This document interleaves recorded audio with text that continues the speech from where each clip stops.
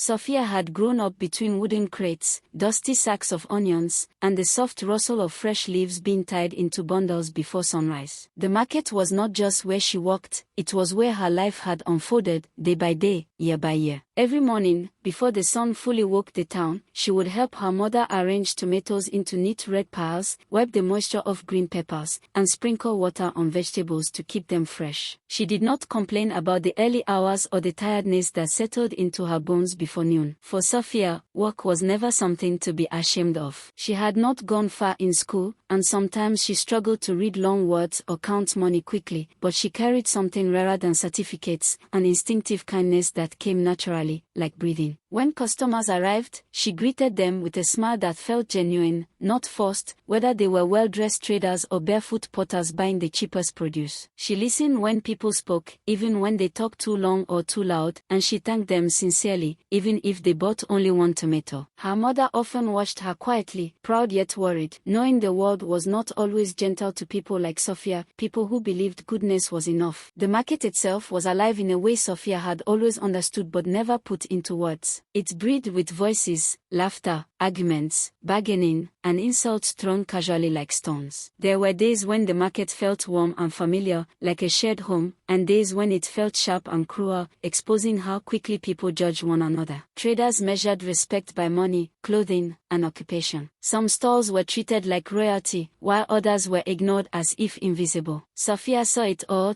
the way certain sellers were greeted with laughter and handshakes, while others were addressed with impatience or disgust. She noticed how people whispered behind backs, how rumors spread faster than fire, and how easily dignity could be taken away with a careless word. Yet, despite witnessing this daily, Sophia refused to let the market harden her heart. She believed that every person who walked through those narrow paths carried a story, a burden, or a dream hidden behind their faces. Her mother used to tell her, "The world will test you, Sophia. It will try to teach you to look down on others. Don't learn that lesson." Sophia never forgot those words. They stayed with her, shaping how she spoke, how she listened, and how she chose to see people. Sophia's life was simple, and her dreams were modest. She did not imagine grand houses or expensive clothes. She dreamed of stability, of peace, of a life where she could walk honestly and return home with dignity intact. Sometimes, when business was slow, she would sit quietly and observe the market from a distance, the butcher stalls with their sharp smells and sharper knives, the fish sellers shouting to attract attention, the grain merchants counting money with practiced fingers. She noticed how certain jobs were respected while others were mocked, and she never fully understood why. To her, effort was effort, and sweat was sweat, regardless of the work. She believed that a person's worth was measured by their character, not their occupation. Still, she was not naive. She knew that holding such beliefs made life harder. People laughed at her softness, her refusal to join gossip, her habit of greeting everyone the same way. Some called her foolish, others called her weak. But Sophia carried herself with quiet confidence, unaware that this very quality would soon place her at the center of a story much bigger than her small vegetable store. She had no idea that her kindness, unnoticed by most, was being tested by fate itself. It was on an ordinary afternoon, with the sun hanging low and the market beginning to slow, that whispers started moving through the stalls like an unseen wind. Traders leaned closer to one another, voices dropping just enough to sound secretive. A new butcher, they said, was coming to the far corner of the market. Not tomorrow, tonight, or by morning at the latest. The reactions were immediate and judgmental. Some scoffed, others laughed, and a few made faces of disgust before even seeing the man. They spoke as if they already knew him, as if his presence was an insult waiting to happen. Sophia listened from behind her stall, her hands still sorting vegetables, her expression calm. She did not join the laughter or the insults. Instead, she wondered who this person was, where he was coming from, and what had brought him here. She wondered if he, too, would be treated kindly or cruelly by the same market that had raised her. As the sun dipped lower and shadows stretched across the ground, Sophia felt an unexplainable heaviness in her chest, as though something important was about to change. She did not know why, and she did not question it. She simply returned home that evening, unaware that the arrival of a single man would soon challenge everything the market believed, and everything Sophia believed about strength, dignity, and what it truly meant to see another human being. The next morning, the market woke up before the sun, as it always did, but there was a strange tension in the air, like a held breath. Sophia arrived early with her mother, carrying baskets and exchanging quiet greetings with familiar faces. As they began arranging vegetables, she noticed a small gathering forming near the far corner of the market, the corner that had been empty for weeks. People stood at a distance, some pretending to be busy while clearly watching, others openly staring with folded arms and twisted expressions. Then Sophia saw him. A man in plain, worn clothes was unloading heavy slabs of meat from a simple cart. His movements were slow but controlled, deliberate but unshowy. He walked alone, sleeves rolled up, hands steady despite the weight. His clothes were stained from work, and the smell of fresh meat followed him, sharp and unavoidable. He did not look around for approval, nor did he respond to the murmurs surrounding him. He simply walked, as if the world beyond his table did not exist. This, Sophia realized, must be the butcher everyone had already decided to hate. The name Yarrow passed from mouth to mouth, not spoken kindly, but with a tone that suggested judgment had already been delivered. As the hours passed, the cruelty of the market revealed itself without shame. Customers walked by Yarrow's store, noses wrinkled, whispering insults under their breath. Some laughed openly, pointing at his hands and clothes. Others said his presence lowered the dignity of the market. A woman dragged her child away as if standing near him might stain them both. Even other butchers kept their distance, not wanting to be associated with someone seen as lesser, someone new, someone easy to reject. Yarrow noticed everything. It showed in the slight tightening of his jaw, the way his eyes lowered further, the way he focused harder on his work. Yet he did not speak back. He did not argue. He did not beg for acceptance. He stood there, cutting meat with care, cleaning his table repeatedly, behaving with a discipline that felt almost out of place in such a hostile environment. Sophia watched all of this quietly from her store. Something about the silence with which Yarrow absorbed the insults unsettled her. It was not the silence of weakness, it was the silence of someone used to observing rather than reacting. Around midday, the heat grew heavy, and business slowed. Sophia noticed Yarrow pause briefly, his shoulders tense, his face damp with sweat. No one offered him water. No one even acknowledged his presence unless it was to mock him. Without thinking too much, Sophia filled a small cup with clean water from the container under her stall and walked toward him. A few heads turned immediately. Conversation stopped. The act itself felt rebellious in a place where kindness had rules. She placed the cup gently on the edge of his table and said, softly, "You look tired. Please drink." Yarrow looked up, surprised, not by the water, but by her tone. There was no disgust in her voice, no hesitation, just concern. He hesitated for a second, then nodded. "Thank you," he said quietly, his voice calm, respectful. Their eyes met briefly, and in that moment, Sophia felt something shift inside her, not attraction, not pity, but recognition. This was a man who carried himself with dignity despite being stripped of it by others. As she turned to walk away, whispers followed her like shadows. What is she doing? Does she not have shame? Look at her, mixing with that butcher. Sophia heard them, but she did not stop walking. By late afternoon, the gossip had grown louder, uglier, and more personal. Sophia noticed people looking at her differently now, their expressions sharper, more judgmental. A woman she had known since childhood muttered that Sophia was embarrassing her family. A man laughed openly and said she must be desperate to associate with someone like Yarrow. Even her mother, though gentle, pulled her aside and whispered, "People are talking, Sophia. Be careful. This market is not kind." Sophia listened respectfully, but her heart resisted the warning. She did not understand why offering water, a simple act of humanity, had become something dangerous. From her store, she saw Yarrow walking again, his posture unchanged, his focus unwavering. He did not look toward her, as if aware that any attention might worsen her situation. That restraint told her more about his character than any explanation could. She realized then that kindness often came with a price, and that the market was ready to collect it from her. As evening approached and the market began to thin out, Sophia found herself thinking about Yarrow more than she expected. Not about his job, or his appearance, or what people said about him, but about his composure, his silence, and the weight he seemed to carry without complaint. She wondered what kind of life shaped a man like that, what experiences taught him to endure humiliation with dignity. Across the market, Yarrow cleaned his tools carefully, wrapping them with precision, as though each movement mattered. For a brief moment, their eyes met again. This time, Yarrow nodded slightly, not as a gesture of thanks, but of acknowledgement, one human recognizing another. Sophia felt her chest tighten, not with fear, but with certainty. She did not yet know what role this man would play in her life, but she sensed that the path she had chosen that day, standing apart from the crowd, was one she would not be allowed to walk without consequence. As she closed her stall and followed her mother home, the whispers did not stop. They followed her through the market, through the narrow paths, and into the night, growing louder with every step she took away from the safety of conformity. The whispers that followed Sophia home that night did not fade with sleep. They settled into her thoughts, rising again with the morning light. When she returned to the market the next day, the air felt heavier, as if the ground itself remembered what had been said the day before. Eyes followed her more openly now. Conversations stopped when she passed. Some people did not bother to lower their voices anymore. They wanted her to hear. Sophia kept her head steady and her hands busy, arranging vegetables with the same care she always had, but she could feel the pressure building around her like a tightening circle. Across the market, Yarrow was already at work. He had arrived early again, his store clean, his tools arranged with quiet precision. Nothing about his routine suggested he expected kindness, nor did it show resentment for the cruelty he faced. Sophia noticed how he avoided looking toward her store, not out of indifference, but out of restraint, as if he understood that even a glance might be twisted into something ugly by watching eyes. Still, despite the distance, a strange connection had formed, one built not on words, but on shared awareness of the market's hostility. As days passed, Sophia and Yarrow spoke only in brief, careful moments. A quiet greeting in the morning, a simple question about the heat or the day's work, no lingering conversations, no visible closeness. Yet even this was enough for the market to create stories far louder than the truth. People exaggerated everything. A shared smile became a scandal. A polite exchange became proof of shame. Sophia began to feel the consequences of choosing empathy in a place that thrived on judgment. Customers who once trusted her now bargained aggressively or walked away altogether. Some accused her of being corrupted, others mocked her openly, asking whether she planned to trade vegetables for meat. Each insult landed like a small cut, not deep enough to destroy her, but enough to hurt. Her mother noticed the change in sales, the tension in Sophia's shoulders, the silence she carried home each evening. She tried to protect her daughter, advising caution, suggesting distance, reminding her that society rarely forgives those who challenge its rules. Sophia listened, but something inside her refused to retreat. She was not defending Yarrow because she expected anything from him. She was defending an idea, one that said dignity did not depend on approval. Yarrow, too, felt the weight of what was happening. He saw how the market's cruelty shifted toward Sophia, how her kindness had made her a target. More than once, he considered speaking to her, asking her to stop acknowledging him, to protect herself. But each time he stopped himself. He knew how the market worked. Any attempt to distance her now would be seen as rejection, confirmation that she had been foolish all along. Instead, he carried the burden quietly, absorbing insults meant for both of them. When traders laughed loudly near his stall, he lowered his eyes further. When customers insulted his work, he responded only with silence. Beneath that silence, however, his thoughts were loud. He had come to the market with a purpose, one that demanded patience and restraint. But Sophia's presence complicated everything. Her unguarded humanity challenged his resolve. She saw him not as a role he played, but as a person. And that recognition stirred something dangerous, something that made endurance harder, not easier. The breaking point came on an afternoon when the market was crowded and restless. Business was slow, tempers were short, and gossip flowed freely. A group of traders gathered near Sophia's store, their laughter sharp and deliberate. One of them spoke loudly, making sure everyone could hear. He mocked her choices, her lack of education, her lowering standards. Others joined in, piling insult upon insult, until the words lost any trace of humor. Sophia stood frozen, her hands trembling as she tried to respond, but her voice failed her. The humiliation was public, intentional, and merciless. People watched, some smiled, others looked away. No one intervened. From across the market, Yarrow heard the laughter and understood immediately. He looked up and saw Sophia standing alone, surrounded by judgment. Something inside him shifted, something he had kept tightly controlled. For the first time, his silence felt like betrayal. He took a step forward, then stopped. He knew what revealing himself would mean. He knew what staying silent would cost. The choice pressed against his chest, heavy and unavoidable. That evening, As the market began to close, Sophia packed her unsold vegetables in silence. The laughter still echoed in her ears, each word replaying itself with cruel clarity. She felt exposed, small, and tired in a way she had never known before. Yet beneath the pain, there was no regret. She did not wish she had acted differently. She wished only that the world had been kinder. Across the market, Yarrow finished cleaning his store, his movement slower than usual. When he finally looked toward Sophia, their eyes met again, this time without avoidance. In his gaze, she saw something she had not seen before: resolve. Not anger, not pity, but a quiet decision taking shape. He nodded once, more firmly than before. Sophia did not know what that nod meant, but she felt its weight. As she walked home that night, the market behind her buzzing with rumors and cruelty, both of them carried the same unspoken understanding. The silence could not last much longer. Something was about to break, and when it did, the market would never be the same again. The next day arrived with an uneasy stillness, as if the market itself sensed what was coming. Sophia returned to her stall with a quiet resolve she had never felt before. Her body was tired, her spirit bruised, but her posture was steady. She did not avoid the looks or the murmurs. She had crossed a line in the eyes of the market, and there was no walking back from it. Around her, traders spoke louder than usual, laughter sharper, mockery less subtle. They expected her to shrink, to apologize, to retreat into silence. Instead, she stood exactly as she always had, arranging vegetables with